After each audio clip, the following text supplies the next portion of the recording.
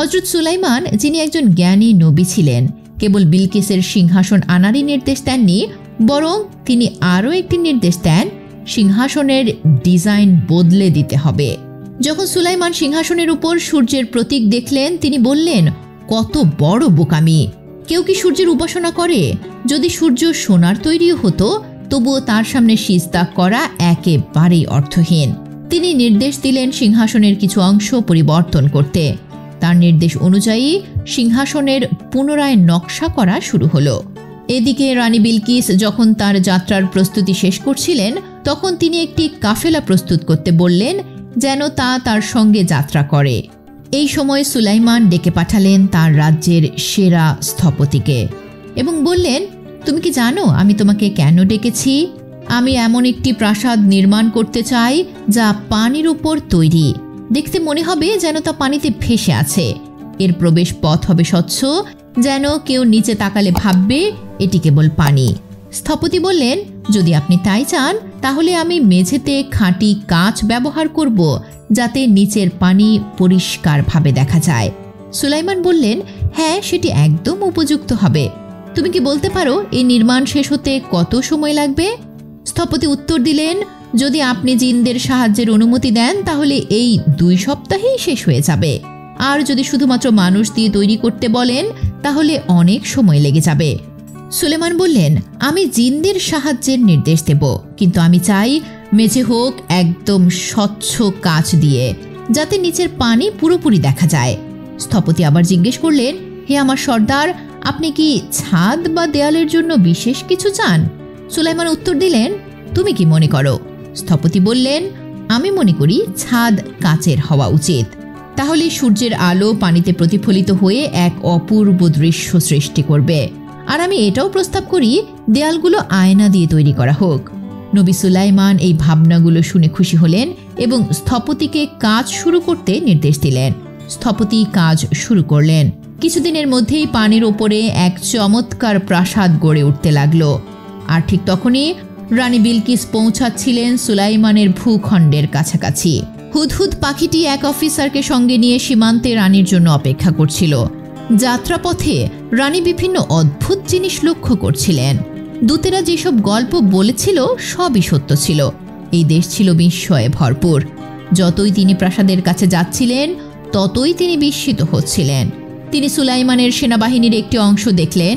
এটি ছিল সবচেয়ে শক্তিশালী ভয়ঙ্কর বাহিনী, যা তিনি আগে কোনোদিন দেখেননি। তার ভয় আরও গভীর হতে লাগল।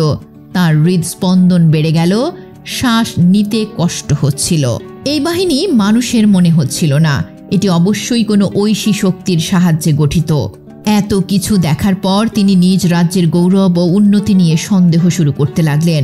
শহরে পৌঁছাতে না পৌঁছাতেই তার আত্মবিশ্বাস ভেঙে পড়তে লাগল। অহংকার ও গর্ব গলে যেতে শুরু করল। তার ভয়ে ধীরে ধীরে শ্রদ্ধা ও বিস্ময়ে রূপ নিল।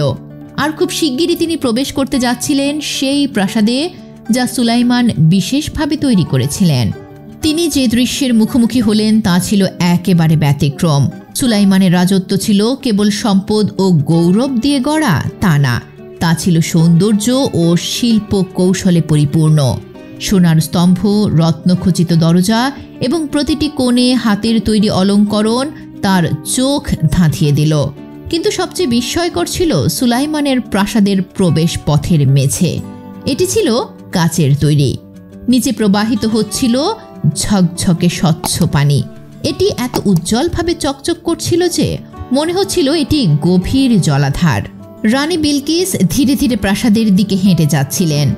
তখন তিনি ভেবেছিলেন মেঝেটি আসলেই পানি, তাই তিনি তার পোশাক উঠিয়ে ধরলেন যেন ভিজে না যায়। আর সেই মুহূর্তেই তার পা দৃশ্যমান হয়ে গেল।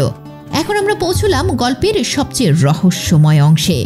কিছু পুরনো সূত্র অনুযায়ী সুলাইমান এই কাচের মেঝে নির্মাণ করেছিলেন এক গোপন উদ্দেশ্যে। এটি কেবল সৌন্দর্যের জন্যই ছিল না, এটি ছিল একটি পরীক্ষা। কেন? কারণ নবী সুলাইমান, যিনি জিনদের নিয়ন্ত্রণ করতেন, তিনি কিছু গোপন তথ্য পেয়েছিলেন। গুঞ্জন রটেছিল বিলকিস কোনো সাধারণ মানুষ নন। কিছু লোক বিশ্বাস করত তিনি অর্ধেক মানুষ এবং অর্ধেক জিন। নবী সুলাইমান জিনদের প্রকৃতি সম্পর্কে খুব ভালোভাবে জানতেন। তিনি এটাও জানতেন বেশিরভাগ জিনের পায়ে লোম হয়, তাই তিনি কাচের মেঝেকে এমনভাবে তৈরি করেন যাতে দেখে মনে হয় যেন পানি, যাতে বিলকিস তার পোশাক তুলেন।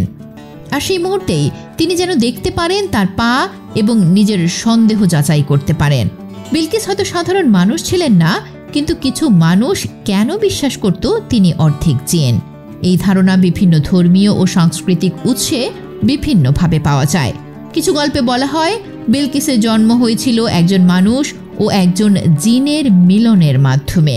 অন্য একটি কাহিনীতে বলা হয় তার মা ছিলেন একজন মানব রানী এবং পিতা ছিলেন একজন ইফত, অর্থাৎ একটি শক্তিশালী জিন।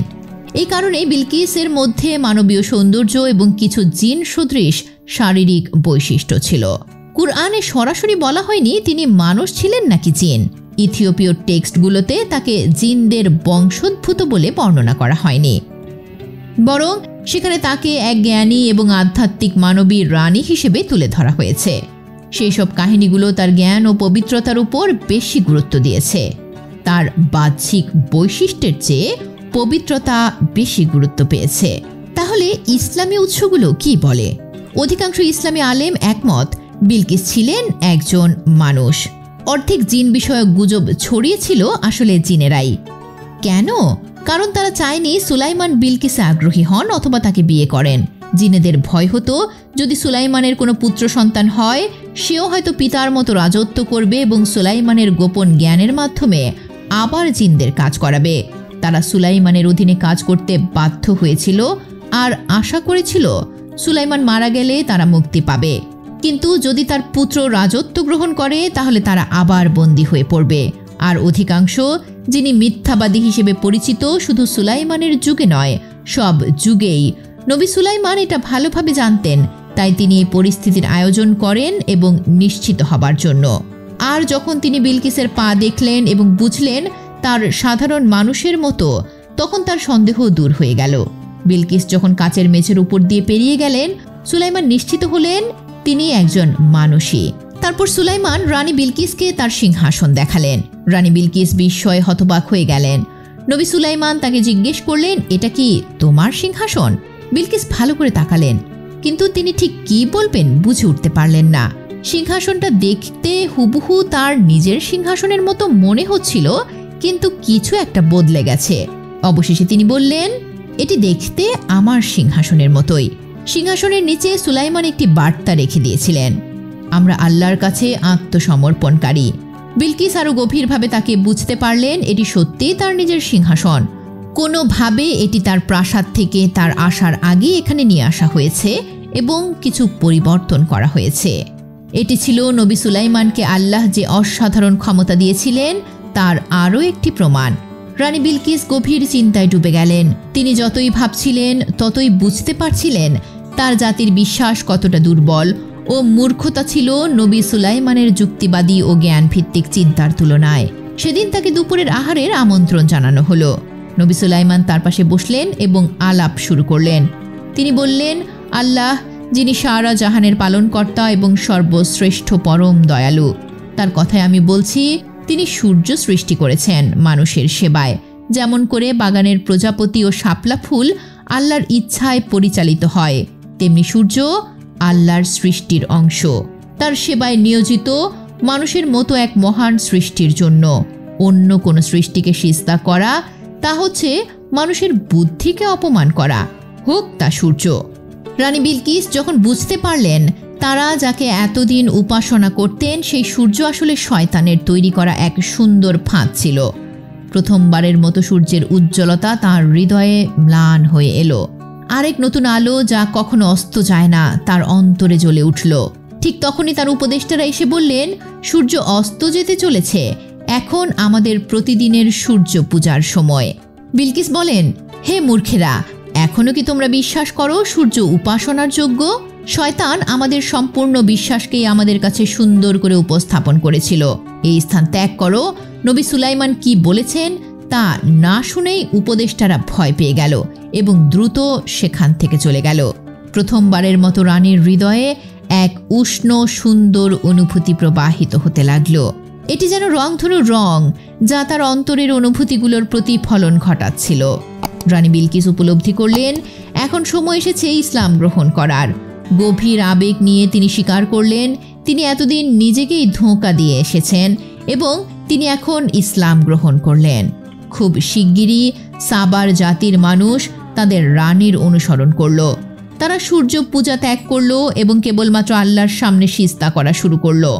আর এই সব কিছুর সূচনা হয়েছিল সেই দিন যেদিন ছোট্ট হুদহুদ পাখিটির অন্তরে একটি অনুভূতি জন্মেছিল এবং সে তার কণ্ঠে সেই সংবাদ প্রকাশ করেছিল যখন অন্য কোনো পাখিরা আগেই উড়ে গিয়েছিল। এই কাহিনী আমাদের মহাপবিত্র কিতাব আল কুরআনুল কারিমে বর্ণিত হয়েছে। এটি আমাদের মনে করিয়ে দেয় জ্ঞানের মূল্য কত বিশাল, জ্ঞানের মর্যাদা কত উচ্চ এবং প্রকৃত জ্ঞান কেবল আল্লাহর একটি উপহার মাত্র। আর এই নিয়ে আমাদের কৃতজ্ঞ হওয়া উচিত।